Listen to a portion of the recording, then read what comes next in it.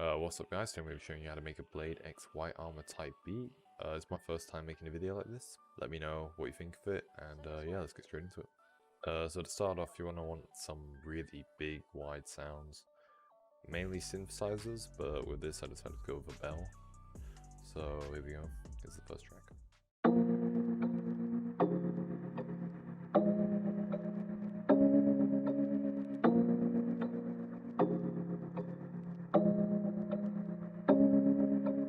Now on here I added some extra delay, just an EQ to cut out all the lows and some of the highs.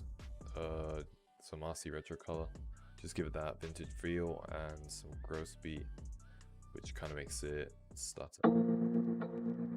For the second layer I just decided to use some more bells, they seem to fit pretty well. I didn't put any effects on this, so it's just raw straight out atmosphere.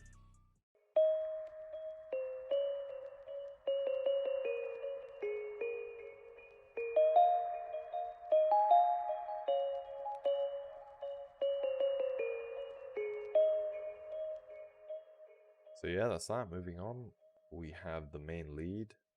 Now there's actually two versions of this. There's one that's a lower octave, and then there's one just one octave up.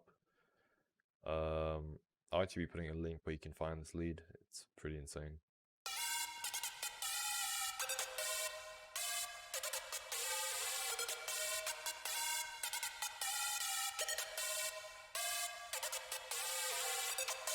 Goes up an octave right here.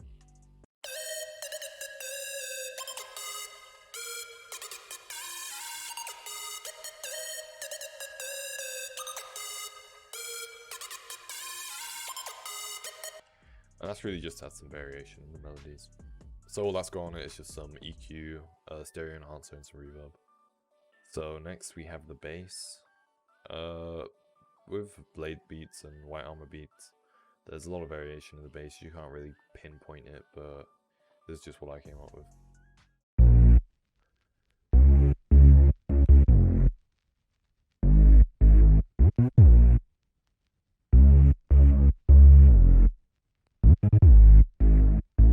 All I've got on this is just some EQ to cut out the low end. Next we have the drums. If we put them all together, we'd have this.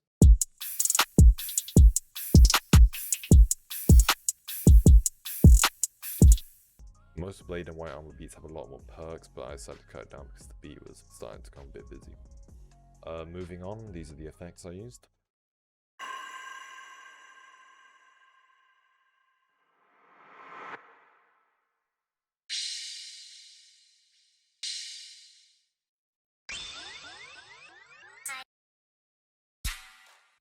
So really you want to be using these crashes mainly on the drop.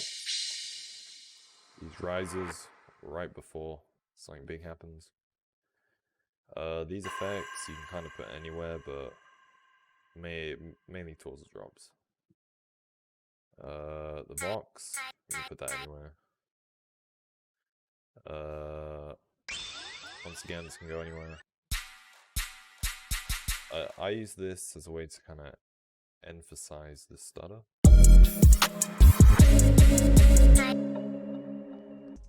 And yeah, that's pretty much everything you need.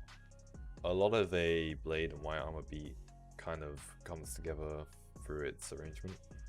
For example, you know, you're going to be wanting to add a lot of effects like this.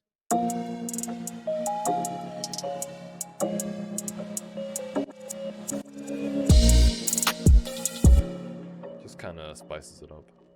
Now and again, you also want to leave a bit of open space, and then it will go straight back into a drop. Usually you want to add a crash there too.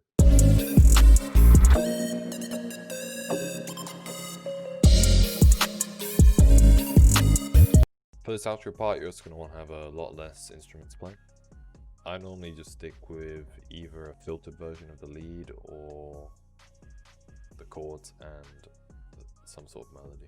Throughout the whole beat, I'd recommend trying to switch up every 8 bars, because it just makes it a more enjoyable experience for the listener. It becomes a lot less repetitive. A really good way to add variation is honestly effects are your best friend. You know, it's easy to just drag it in, done, add some sauce. You can also have little things like this, so you can just bring a little slice of this melody and then have it disappear. there I also added a dry envelope on the reverb. It will take away the main lead and just leave you with the wet. And it kind of adds this giant spaced out version, which you can hear right here.